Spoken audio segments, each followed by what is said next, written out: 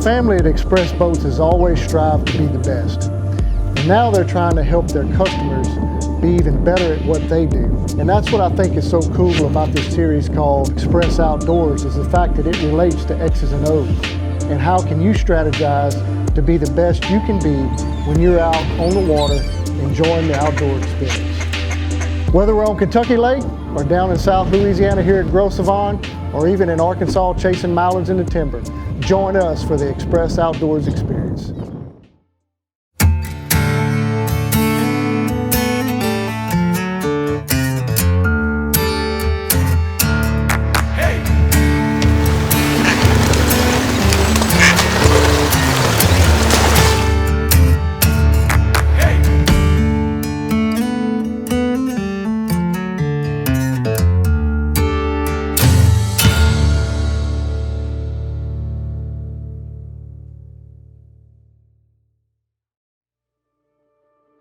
I always love to listen to the hunting stories you've got, and one that really stands out to me is the grizzly bear on Kodiak Island. Tell me a little bit about that.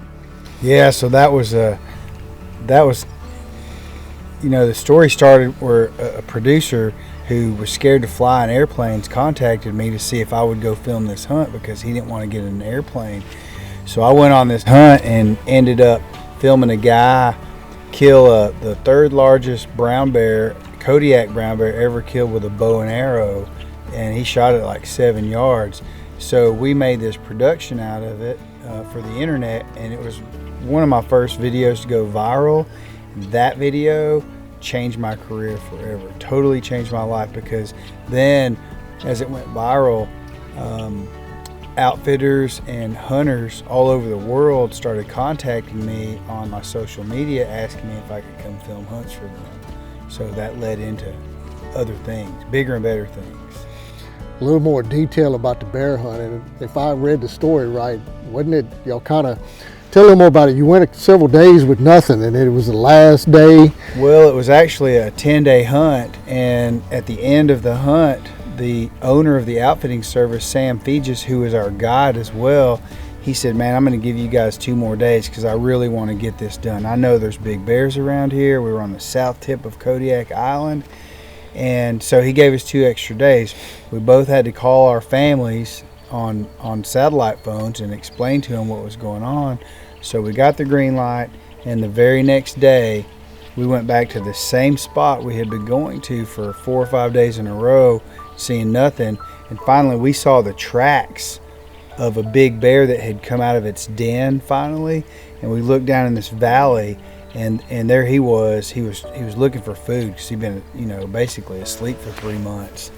And we went after him. Sam decided we were going to predator call him off of his bed. He went back up the mountain, bedded down on a snow shelf in the bushes, and so we went up and got within 70 yards of him, and our guide started predator calling. I was about 15 yards behind the hunter and the guide, and my friend Juan Garcia, who was the bow hunter, he was up with Sam.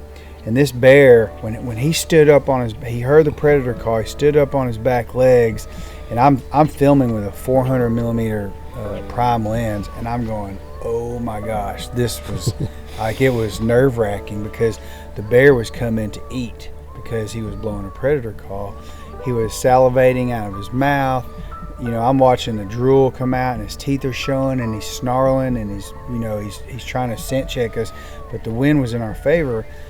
Finally, he walked in through the alders, and he got to a certain point about 10 or 12 yards away, and he had to make a decision on whether he was going to come out in the open and go get downwind of us, or go the other way and try to avoid us but get closer to us. And he made the decision to go the other way, and he walked out in the opening about 7 yards, and Juan put an arrow in him, and literally the bear ran 20 yards and dropped in his tracks.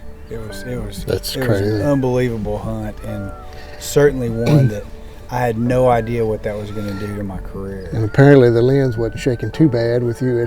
Yeah, I had to stabilize it a little bit in post-production, but That's awesome. I remember seeing the pictures of it. It was just a phenomenal hunt. I can't imagine being there. Yeah. So Sam, the outfitter, he played that video on a big screen in his booth at SCI in Dallas, Dallas Safari Club, and the SCI trade shows in Las Vegas. And he booked, I mean, I don't even know how many hunts he booked off of that, but that really got the ball rolling, and that got me into more sheep hunts. And speaking of sheep hunts, you've been to some pretty crazy places sheep hunting too. What's some of the destinations you've been to? Yeah, I've sheep hunted in Mongolia, British Columbia, Alberta, Alaska, and you know, that transcended into goat hunts in Pakistan and Tajikistan and different places around the world. So like I said, that was a life-changing experience for me, and one that I keep saying this, but I never take this stuff for granted. I mean, one thing leads to another, and before you know it, you're doing things that you never even dreamed of doing. Well, all of your stories are interesting, especially that bear story, but one that really just takes the top of the cake, it just is that where you got injured. Tell that story, because that's an unbelievable story. And I know when I read it, I think you had done it on Instagram, we were all just in awe of what you had gone through. Tell a little bit about how that went down. Yeah, so I was filming a sheep hunt in British Columbia, and my client, the hunt was over. We'd been up in the mountains for 9 days, and we came back to base camp. We packed everything up. The Wranglers had gotten all the pack horses ready. We had to cross a small river to get back to our vehicles. We were about 40 miles in, so we had to ride 40 miles out. It was about a 10-hour ride out. So we're staged across the river, and the Wranglers cut the pack horses loose. And I don't know what happened, but they all came across at once, and they were excited. They were all fired up. And I turned around, and you could hear them coming. Like, it sounded like chaos. And when I turned around, it looked like the Kentucky Derby was coming at us. So I didn't think much of it, but one of the pack horses ran by us really fast and hit the side of one of the packs on the side of a tree right next to my horse. Scared my horse. She bucked in the air, and then she started trying to buck me off. And so I would pull the rein in, and had always been taught to ride the horse in circles until it stopped bucking, and she didn't. But I think what happened was I had reined too hard to the right, and her neck was cocked, and she was locked into a really uncomfortable and scary position, and I just didn't know any better, and she bucked back on her back feet and kept coming. I came off the horse. I landed on my camera pack, and I saw the horse come down. She landed on my leg, crushed it, and then her head was coming back, and I had to roll to my left to keep from getting hit by the horse's head in my head. So the dust settled. My horse ran off. I did not realize, I didn't feel my leg break at all, but I stood up, tried to get up and dust off, and that's when the white flash came across my face, and the shocking pain came up my leg and literally stunned my entire body. And at that point I knew that there was no way I was walking out of there. So my friends rode up to the top of the ridge, took my cell phone or my satellite phone, contacted Global Rescue and the helicopter service in Dease, British Columbia, and 45 minutes later, there was a helicopter in. They had to figure out a place to land. He landed. They loaded me in the helicopter and flew me back to Dease Lake, where there was a small clinic that was designed, that was set up for the logging industry, because they have so many injuries. And there was a doctor in there from South Africa who was totally on his game. He knew exactly what happened. He treated me with, they shot me up with morphine, and I had a severe allergic reaction to it. My eyes started like convulsing, and my head started spinning, and I was I was throwing up. I got sick, and the doctor recognized what was happening, so he gave me a reverse antidote for the morphine. I came out of it, but then I was still in pain. So he put a hard cast on, and they sent me, I had to catch a ride to the nearest hotel or airport, which was in Whitehorse, Yukon, and I couldn't get a flight out for 4 days. So I sat in a hotel room or actually it was a rundown motel room for 4 days. And Clay likes hearing this part of the story, but I had no painkillers. But I had someone go get me some alcohol, and I got 2 liters of Fireball. Didn't know what else to get. So I had these 2 liters of Fireball, and I literally drank Fireball for pain. And I'm glad I did, because it was extremely painful.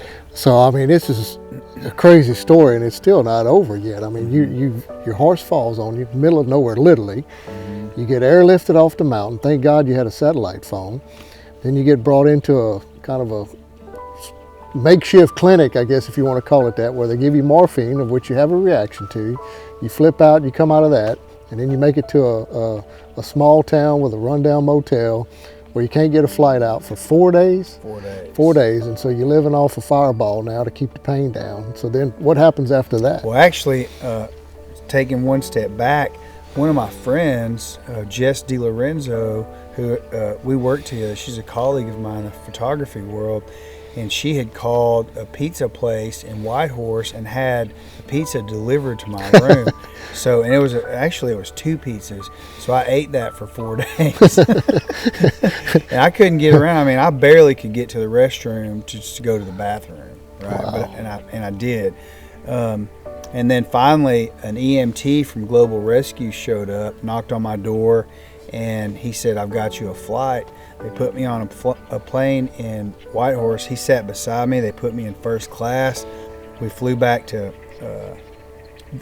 Vancouver, British Columbia, got through customs, flew into Denver, and then we got an a taxi from the Denver International Airport back to my house in Fort Collins. And then 2 days later, they had already contacted a surgeon before I had arrived and got that all set up. So I went in for x-rays and scans and all that stuff. And 2 days later, they were putting pins and screws in my leg. Broke it in 7 places. What a crazy story.